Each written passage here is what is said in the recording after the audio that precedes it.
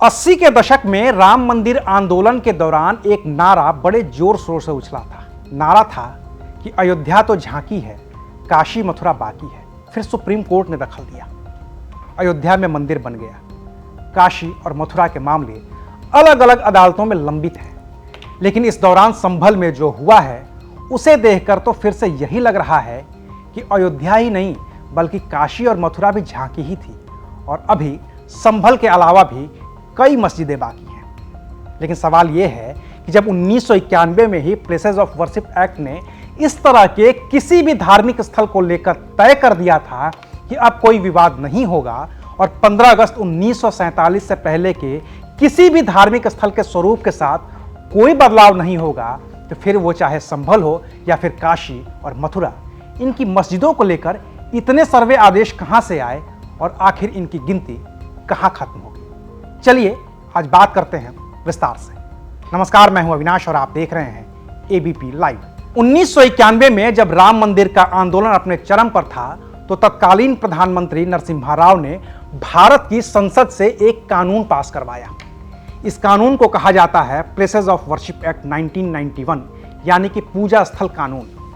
इस कानून के तहत दो सबसे बड़ी बातें हैं। पहली तो ये कि 15 अगस्त 1947 से पहले का बना कोई भी धार्मिक स्थल, चाहे वो मंदिर हो या मस्जिद, उसका स्वरूप नहीं बदला जाएगा। यानी कि मंदिर है तो मंदिर रहेगा, मस्जिद है तो मस्जिद रहेगी और चर्च गुरुद्वारा चाहे जो भी हो वही रहेगा। दूसरी सबसे बड़ी बात यह थी कि अगर किसी के पास सबूत भी हो कि मस्जिद की जगह पर पहले मंदिर था या कोई भी दूसरा धार्मिक स्थल था, तो उस सबूत को भी नहीं माना जाएगा और धार्मिक स्थल की स्थिति को वैसे का वैसा ही रखा जाएगा। अब यूं तो यह कानून पूरे देश में लागू है, लेकिन इस कानून को खत्म करने की मांग पिछले 2 दशकों से भी ज्यादा वक्त से उठ रही है। ऐसे में इस कानून की कमजोरी का सहारा लेकर पहले काशी में ज्ञानवापी को लेकर याचिका दाखिल गई जो अदालत में है, फिर मथुरा का मामला भी अदालत में चला गया और अब तो संभल को लेकर कुछ ज्यादा ही विवाद हो गया है। ऐसे में क्या यह विवाद संभल की जामा मस्जिद तक ही रुक जाएगा या फिर इसके जद में कई और भी मस्जिदें आएंगी? इस सवाल का जवाब मिलता है प्लेसेस ऑफ वर्शिप एक्ट पर अदालत में सवाल उठाने वाले वकील अश्विनी उपाध्याय के एक बयान में, जिसमें उन्होंने दावा किया था कि इस देश में कम से कम 900 ऐसी मस्जिदें हैं जिन्हें मंदिरों को तोड़कर बनाया गया है और ये सभी मस्जिदें 1192 से लेकर 1947 के बीच की बनी हुई हैं। इस याचिका के दौरान ही अश्विनी उपाध्याय ने यह भी दावा किया था कि 900 मंदिरों में से 100 मंदिरों का जिक्र तो महापुराणों में भी मिल जाता है जिन्हें तोड़कर मस्जिद बना दी गई है।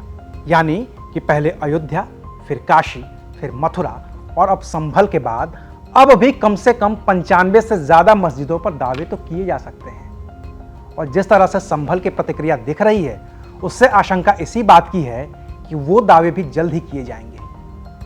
लेकिन एक सवाल का जवाब तो अब भी बाकी है कि जब प्लेसेस ऑफ वर्शिप एक्ट संसद का बनाया हुआ कानून है और वो 15 अगस्त 1947 से पहले के धार्मिक स्थलों पर यथास्थिति बनाए रखने का आदेश देता है, तो फिर इन मामलों पर जिले की अदालतें सुनवाई कैसे कर सकती हैं? इस सवाल का जवाब देना है सुप्रीम कोर्ट को कि वो जिला अदालतों को ऐसे आदेश देने से रोके और बताए कि प्लेसेस ऑफ वर्शिप एक्ट किसी भी अदालत को ऐसे सर्वे के आदेश देने से रोकता है। लेकिन अभी सुप्रीम कोर्ट ने यह बताया नहीं है। सितंबर 2022 में जब जस्टिस यूयू ललित देश के चीफ जस्टिस हुआ करते थे, तो उनकी बेंच के सामने भी यह मामला आया था। तब उन्होंने केंद्र सरकार से इस मामले पर 2 हफ्ते में जवाब मांगा था और कहा था कि केंद्र सरकार इस मुद्दे पर एक एफिडेविट दाखिल करे। उस बात को बीते 2 हफ्ते नहीं बल्कि 2 साल से ज्यादा का वक्त गुजर गया है। यूयू ललित भी चीफ जस्टिस नहीं रहे हैं और अभी तक केंद्र सरकार ने अपनी ओर से कोई एफिडेविट दाखिल नहीं किया है। ऐसे में जिले की अदालतों के पास ऐसे मुद्दे पहुंच रहे हैं और जिला अदालतें मुकदमे की सुनवाई करती जा रही हैं, क्योंकि उनके पास भी सुप्रीम कोर्ट का एक डायरेक्शन है जो मई 2022 का है।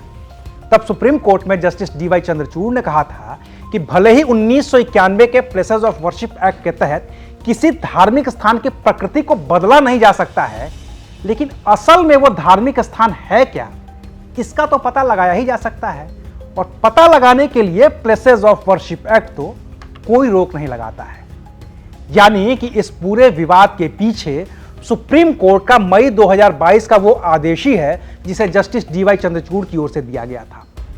अब प्लेसेस ऑफ वर्शिप एक्ट और सुप्रीम कोर्ट के आदेश दोनों को एक साथ रखकर देखें तो आसान भाषा में इसे यूं भी समझ सकते हैं कि वो अदालत हो, सर्वे टीम हो या एएसआई हो, वो काशी से लेकर मथुरा और संभल तक की मस्जिदों का असली स्वरूप तो बता सकती है कि काशी में मंदिर था, मथुरा में मंदिर था, संभल में मंदिर था, लेकिन रहेगी वो मस्जिद ही, क्योंकि प्लेसेस ऑफ वर्शिप एक्ट आपको उसकी प्रकृति को बदलने से रोक देता है। हालांकि ये मानना थोड़ा अव्यवहारिक है। जब किसी समूह को पता चल जाएगा कि उसका धार्मिक स्थल उसका नहीं है, या फिर दूसरे समूह को पता चल जाएगा कि उसके धार्मिक स्थल पर कुछ और बना हुआ है, तो बवाल और भी ज्यादा बढ़ जाएगा।